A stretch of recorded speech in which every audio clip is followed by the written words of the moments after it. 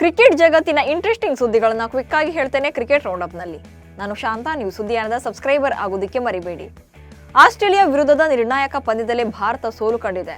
ಮೆಲ್ಬೋರ್ನ್ನಲ್ಲಿ ನಡೆದಂತ 4ನೇ ಟೆಸ್ಟ್ನ ಮೊದಲ ಇನ್ನಿಂಗ್ಸ್ನಲ್ಲೇ ಆಸ್ಟ್ರೇಲಿಯಾ 474 ರನ್ಗಳನ್ನು ಕಲೆ ಹಾಕಿತ್ತು. ಈ ಗುರಿಯನ್ನ ಬೆನ್ನಟ್ಟಿದಂತ ಭಾರತ 369 ರನ್ ಗಳಿಸಿತ್ತು. ಇದರೊಂದಿಗೆ ಆಸ್ಟ್ರೇಲಿಯಾ 105 ರನ್ಗಳ ಮುನ್ನಡೆಯನ್ನು ಕಾಯ್ದುಕೊಂಡಿತ್ತು. ಇದೀಗ ಎರಡನೇ ಇನ್ನಿಂಗ್ಸ್ನಲ್ಲಿ 234 ರನ್ ಗಳಿಸಿದಂತ ಆಸ್ಟ್ರೇಲಿಯಾ ಭಾರತದ ಗೆಲುವಿಗೆ ಒಟ್ಟು 339 ರನ್ಗಳ ಗುರಿಯನ್ನ ನೀಡಿತು. ಭಾರತ ಎರಡನೇ ಇನ್ನಿಂಗ್ಸ್ನಲ್ಲಿ ಕೇವಲ 155 ರನ್ ಗಳಿಸಿ ಆಲ್ಔಟ್ ಆಗುವ ಮೂಲಕ ಸೋಲಿಗೆ ಶರಣಾಗಿದೆ, ಪಂದ್ಯವನ್ನು ಕಳ್ಕೊಂಡಿದೆ. ಟೆಸ್ಟ್ನಲ್ಲಿ ಟೀಂ ಇಂಡಿಯಾದ ನಾಯಕ ರೋಹಿತ್ ಶರ್ಮಾ ಹಾಗೆ ವಿರಾಟ್ ಕೊಹ್ಲಿ ಕಳಪೆ ಪ್ರದರ್ಶನ ಮುಂದುವರೆದಿದೆ. ಫ್ಯಾನ್ಸ್ಗಳು ಇದಕ್ಕೆ ರುಚಿಗೆದ್ದಿದ್ದಾರೆ. ರೋಹಿತ್ ಮತ್ತು ವಿರಾಟ್ ಕೊಹ್ಲಿ, ನಿಮ್ಮ ಸಮಯ ಮುಗಿದಿದೆ, ನಿವೃತ್ತಿಯನ್ನ ಘೋಷಿಸುವ ಸಮಯ ಬಂದಿದೆ ಅಂತ ಕಮೆಂಟ್ಸ್ ಮಾಡ್ತಿದ್ದಾರೆ. ಈ ಸರಣಿಯಲ್ಲಿ ಇಬ್ರು ಕೂಡ ಕಳಪೆ ಪ್ರದರ್ಶನ ನೀಡಿದ್ದು, ರೋಹಿತ್ ಶರ್ಮಾ ಬ್ಯಾಟಿಂಗ್ ಮಾತ್ರವಲ್ಲ ನಾಯಕನಾಗಿಯೂ ಕೂಡ ವಿಫಲರಾಗ್ತಿದ್ದಾರೆ. ಭಾರತ ತಂಡದ ಮಾಜಿ ಮುಖ್ಯ ಕೋಚ್ ರವಿಶಾಸ್ತ್ರಿ ಬಿಜಿಟಿ ಟೆಸ್ಟ್ ಸರಣಿ ಬಳಿಕ ರೋಹಿತ್ ಶರ್ಮಾ ನಿವೃತ್ತಿಯಾಗುವ ಬಗ್ಗೆ ಒಂದು ದೃಢ ನಿರ್ಧಾರವನ್ನು ತಳೆಯಬೇಕು ಅಂತ ಆಗ್ರಹಿಸಿದ್ದಾರೆ. ರೋಹಿತ್ ಶರ್ಮಾ ಅವರ ಅಲ್ಟ್ರಾ ಡಿಫೆನ್ಸಿವ್ ವಿಧಾನ ಮತ್ತೆ ಕೈಕೊಡ್ತಾ ಇದೆ. ಸತತ ಬ್ಯಾಟಿಂಗ್ ವೈಫಲ್ಯ ಅವರ ನಾಯಕತ್ವದ ಮೇಲೂ ಕೂಡ ಪರಿಣಾಮ ಬೀರ್ತಾ ಇದೆ. ಇದು ಟೆಸ್ಟ್ ಪಂದ್ಯಾವಳಿಯಿಂದ ರೋಹಿತ್ ನಿವೃತ್ತಿ ಹೊಂದುವ ಸಮಯ. ಆದರೆ ಈ ಕುರಿತು ಅವರೇ ನಿರ್ಧಾರವನ್ನು ಕೈಗೊಳ್ಳಬೇಕು ಅಂತ ರವಿಶಾಸ್ತ್ರಿ ಹೇಳಿದ್ದಾರೆ.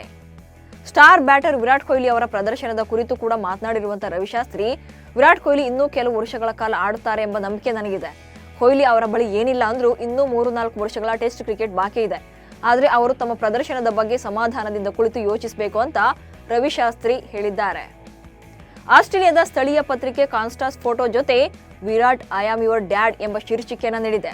ಟೆಸ್ಟ್ನಲ್ಲಿ ವಿರಾಟ್ ಕೊಹ್ಲಿ ಆಸ್ಟ್ರೇಲಿಯಾದ ಕ್ರಿಕೆಟ್ ತಂಡದ ಸ್ಯಾಮ್ ಕಾನ್ಸ್ಟಾಸ್ಗೆ ಭುಜ ತಾಗಿಸಿದ ಘಟನೆ ನಡೆದಿತ್ತು. ಈ ಬಗ್ಗೆ ವರದಿ ಮಾಡಿದಂತ ಆಸ್ಟ್ರೇಲಿಯನ್ ಟ್ಯಾಬ್ಲಾಯ್ಡ್ ಪತ್ರಿಕೆ ಸ್ಯಾಮ್ ಕಾನ್ಸ್ಟಾಸ್ ಅವರ ಫೋಟೋ ಹಾಕಿ ಅದರ ಜೊತೆಗೆ Virat I am your dad ಎಂಬ ಶೀರ್ಷಿಕೆಯನ್ನು ಕೊಟ್ಟಿದೆ.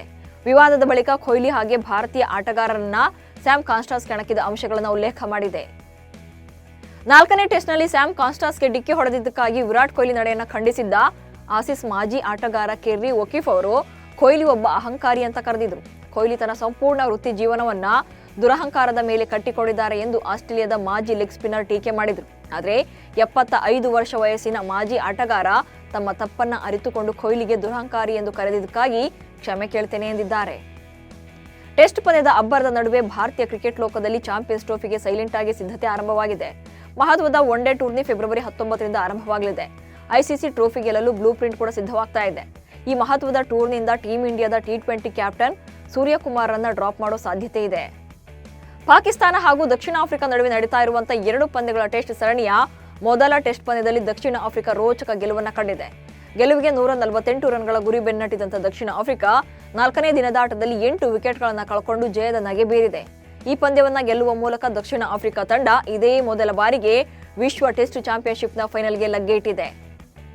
ದಕ್ಷಿಣ ಆಫ್ರಿಕಾ ತಂಡವು ಐಸಿಸಿ ವಿಶ್ವ ಟೆಸ್ಟ್ ಚಾಂಪಿಯನ್ಶಿಪ್ 2023-25ರ ಫೈನಲ್ಗೆ ಪ್ರವೇಶ ಪಡೆದಿದೆ. ಆದರೆ ಒಂದು ಹಂತದಲ್ಲಿ ಸೋಲಿನ ದವಡೆಗೆ ಸಿಲುಕಿದ್ದಂತ ತಂಡದ ಪರಿಸ್ಥಿತಿಯನ್ನು ನೋಡಲಾಗದೆ ತಂಡದ ನಾಯಕ ತೆಂಬಾ ಬೌಮಾ ಬಾತ್ರೂಮ್ನಲ್ಲಿ ಹೋಗಿ ಕುಳಿತಿದ್ರು ಎಂಬ ಸುದ್ದಿ ಹೊರಬಿದ್ದಿದೆ. ಪಾಕಿಸ್ತಾನ ವಿರುದ್ಧದ ಪಂದ್ಯ ಗೆದ್ದ ನಂತರ ಮಾತನಾಡಿದಂತ ತೆಂಬಾ, ತಂಡ ಸತತ ವಿಕೆಟ್ಗಳನ್ನ ಕಳ್ಕೊಂಡಾಗ ಟೆನ್ಷನ್ ಆಗಿದ್ದ ನಾನು ಬಾತ್ರೂಮ್ನಲ್ಲಿ ಹೋಗಿ ಕುಳಿತಿದ್ದೆ. ಆದರೆ ಗೆಲುವಿಗೆ 15 ರನ್ಗಳ ಅಗತ್ಯವಿದ್ದಾಗ ನಾನು ಅಲ್ಲಿಂದ ಹೊರಬಂದೆ ಎಂದು ಹೇಳಿಕೊಂಡಿದ್ದಾರೆ. ಅಂತಾರಾಷ್ಟ್ರೀಯ ಕ್ರಿಕೆಟ್ ಕೌನ್ಸಿಲ್ ಪುರುಷರ T20 2024ರ ಕ್ರಿಕೆಟಿಗ ಪ್ರಶಸ್ತಿಗೆ ನಾಮನಿರ್ದೇಶನ ಪಟ್ಟಿಯನ್ನು ಪ್ರಕಟ ಮಾಡಿದೆ. ಭಾರತದ ವೇಗದ ಬೌಲರ್ ಹರ್ಷದೀಪ್ ಸಿಂಗ್ ಸೇರಿದಂತೆ 4 ಆಟಗಾರರು ಈ ಪ್ರಶಸ್ತಿ ಗೆಲ್ಲುವ ರೇಸ್ನಲ್ಲಿದ್ದಾರೆ. ಹರ್ಷದೀಪ್ ಜೊತೆಗೆ ಪಾಕಿಸ್ತಾನದ star batsman Babar Azam, Zimbabwe ನಾಯಕ ಮತ್ತು ಸ್ಟಾರ್ ಆಲ್ರೌಂಡರ್ ಸಿಕಂದರ್ ರಾಜಾ, ಆಸ್ಟ್ರೇಲಿಯಾದ ಬ್ಯಾಟ್ಸ್ಮನ್ ಟ್ರಾವಿಸ್ ಹೆಡ್ ಸ್ಥಾನವನ್ನು ಪಡ್ಕೊಂಡಿದ್ದಾರೆ. ಇವಿಷ್ಟು ಇವತ್ತಿನ ಕ್ರಿಕೆಟ್ ರೌಂಡಪ್ ಸುದ್ದಿಗಳು. ನಮಸ್ಕಾರ.